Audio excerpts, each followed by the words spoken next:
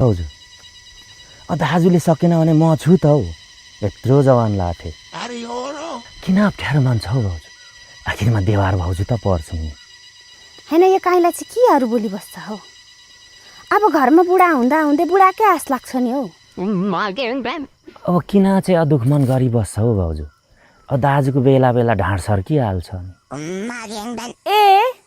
अर्काको छोरी ल्याएपछि ढाँड सड्किन्छ भनेर धर पाउँछौ आम्मामा हट बे चाहिँ अलिक सोच विचार गरे मात्रै बुढी ल्याउनु पर्ने रहेछ है नत्र त बेलामा रोग निकाल्दो रहेछ अनि कता पहिने भाउजू माथि सिरान गरेकोमा गएको हौ त्यहाँ एकछिन काम छ र ए अब उकालोमा खुट्टा गल्छ होला खै खै भाउजू म बोक्छु यो काइँलाई के पो गर्छ हौ छ्या मेरो चाहिँ खुट्टा छैन कि खुट्टा काँधमा राखेर हिँडेको देख्यौ छक्कै पर्नु अब साँच्ची बोक्छ भनेको होला भाउजू बोक्नु त